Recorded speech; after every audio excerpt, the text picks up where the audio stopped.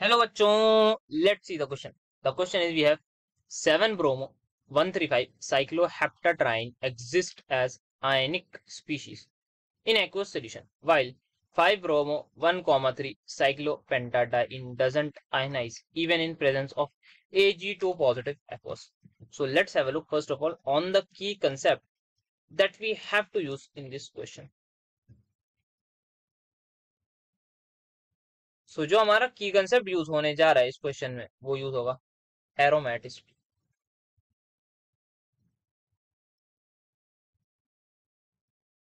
सो अब देखते हैं क्या एरोमेटिसिटी का कंसेप्ट यहाँ पर लगा है. सो सबसे पहले हमें एक रिंग बनानी है, 7 कार्बन की बना लेते हैं, दैट इज साइक्लोहेप्टाट्राईन रिंग.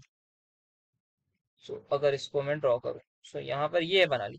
यहाँ पे पाई बॉन्ड्स लगा लेते हैं, 1 2 3 और 7 पर है ब्रोम. तो यहाँ पे अगर मैं इसकी नंबरिंग करूं तो दैट वुड बी लाइक 1 2 3 4 5 6 7.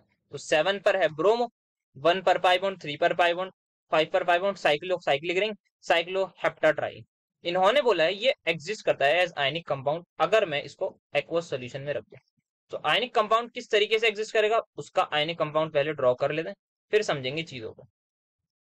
तो यहाँ पे ये pi bond will remain as it is, but यहाँ पे ये जो बी आर है ये बी आर नेगेटिव निकल जाता है और यहाँ पॉजिटिव चार्ज आ जाता है. But now they are saying why it doesn't happen in case of cyclopentadiene. ये बना दी पेंटाडाइन और यहाँ पे क्या है ब्रोमीन. और यहाँ पे they are saying even in presence of AG, मतलब अगर मैं इसकी रिएक्शन करा दूं एजी से, दैट इज सिल्वर आयन से, अगर इसकी रिएक्शन करा दें, so what actually generally happens, जो जनरली होता है वो बता रहा हूँ, वो ये होता है. हमारे पास होना चाहिए था कुछ इस तरीके के कि यहाँ पे जो प्रोडक्ट है यहाँ पॉजिटिव चार्ज आ जाए, प्लस साथ में जो AgBr है उसका प्रेसिपिटेट बन जाता था. ये जनरली होता है और ये आयनिक कंपाउंड बन गया. बट ऐसा नहीं हो रहा है. क्यों नहीं हो रहा है? और इसमें ऐसा हो रहा है कि बिना सिर्फ पानी में रखने से ही ये रिएक्शन प्रोसीड हो रही है, ऐसा क्यों हो रहा है? तो कभी भी एक ऑर्गेनिक केमिस्ट्री का बेसिक है, अगर या फिर किसी भी पूरी केमिस्ट्री का बेसिक है, रिएक्टेंट से अगर मुझे प्रोडक्ट बनाना है, अगर मुझे ये रिएक्शन प्रोसीड करनी है, तो मुझे एक चीज ये देखनी होगी कि सबसे पहले जो रिएक्टेंट है वो मेरा होना चाहिए लेस स्टेबल, और जो प्रोडक्ट है मेरा वो अगर मोर स्टेबल है तो रिएक्शन प्रोसीड होगी ही होगी. बट अगर ऐसा नहीं है, जो मेरा रिएक्टेंट है वो मोर स्टेबल है, प्रोडक्ट मेरा लेस स्टेबल है, तो रिएक्शन नहीं हो सकती.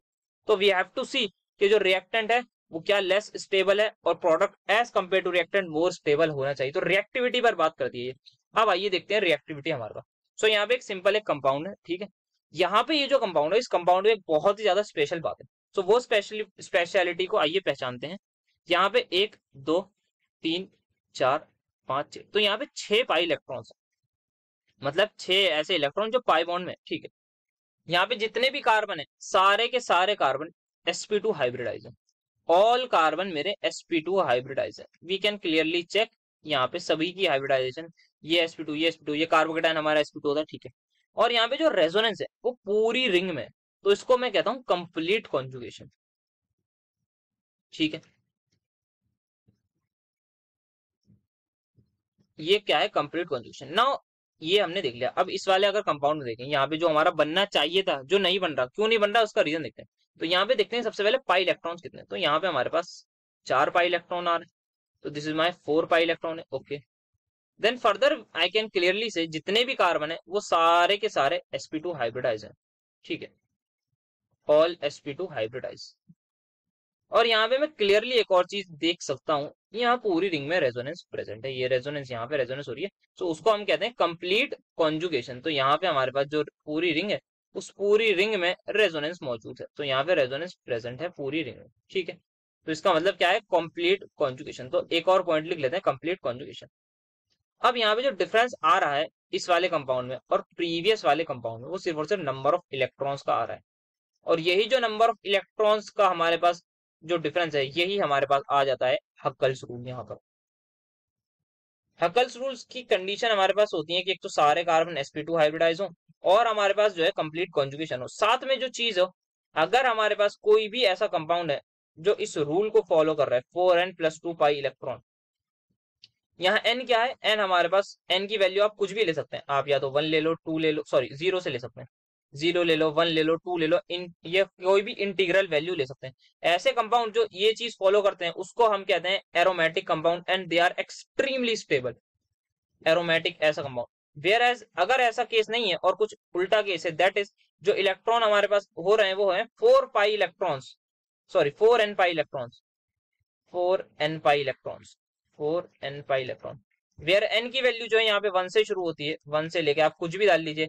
अगर ऐसी कंडीशन है तो वो कहलाता है एंटी एरोमेटिक, मतलब एरोमेटिक के अगेंस्ट, एंटी एरोमेटिक। और ऐसे कंपाउंड जो हमारे पास हक्कल्स रूल को फॉलो नहीं करते वो कहलाते हैं नॉन एरोमेटिक। तो स्टेबिलिटी ऑर्डर जो होता है वो सबसे ज्यादा खतरनाक हमारे पास, aromatic compound are very stable. Then we have non aromatic and anti aromatic, सबसे कम स्टेबल होते हैं, लीस्ट स्टेबल, जो अनस्टेबल बन जाते हैं, यू कैन से।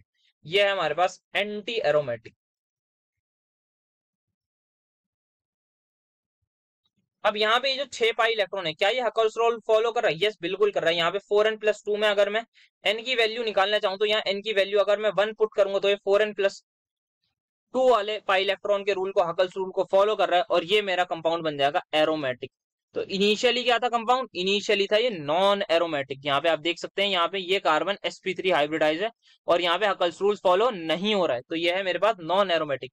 रिएक्शन कहां से प्रोसीड हुई है? नॉन एरोमेटिक से एरोमेटिक, मतलब रिएक्टेंट था लेस स्टेबल, प्रोडक्ट बन गया मोर स्टेबल, मतलब रिएक्शन प्रोसीड होगी ही होगी। तो दिस इज द रीजन ये रिएक्शन प्रोसीड हुई है। Whereas in this case यहाँ पे ये मेरा है नॉन एरोमेटिक। और यहाँ पे आप देख सकते हैं, अगर आपको इक्वेशन में पुट करना है 4, ये क्लियरली फॉलो कर रहा है 4n पाई इलेक्ट्रॉन का rule, that is this compound is going to be my anti aromatic. तो यहाँ पे जो रिएक्शन है किधर प्रोसीड हो रही है, यहाँ पे ये कंपाउंड है, ये है मोर स्टेबल, हमारे पास जो प्रोडक्ट है वो है लेस स्टेबल। तो क्या रिएक्शन हो सकती है? नहीं, रिएक्शन नहीं हो सकती, because we just have seen कि जो नॉन एरोमेटिक है वो ज्यादा स्टेबल होते हैं as compare to anti aromatic, तो ये रिएक्शन हमारी प्रोसीड नहीं होती। द रीजन बिहाइंड दिस, जो प्रोडक्ट है वो एंटी एरोमेटिक है, इसका रीजन जो है, जो रिएक्शन हो रही है, कि ये हमारा एरोमेटिक प्रोडक्ट है। सो दैट्स वाई हमारे पास जो ये 7 ब्रोमो 135 साइक्लो हेप्टाट्राइन है, ये आयनिक स्पीशी में एग्जिस्ट करता है इन एक्वस सॉल्यूशन, बिकॉज इसका जो प्रोडक्ट ये हमारा मिलता है, ये हमारा हमें मिलता है aromatic. वेराज in case of cyclopentadiene, यहाँ पे जो मिलता है प्रोडक्ट वो मिल रहा होता है एंटी एरोमेटिक, इसलिए ये जो AgBr है, ये AgBr इससे भी रिएक्ट नहीं कर पाता, because product is less stable than reactant, which is not possible. So this is the concept that we have to discuss कि क्यों नहीं है, we have explained it. So I hope you have understood it well. Best of luck.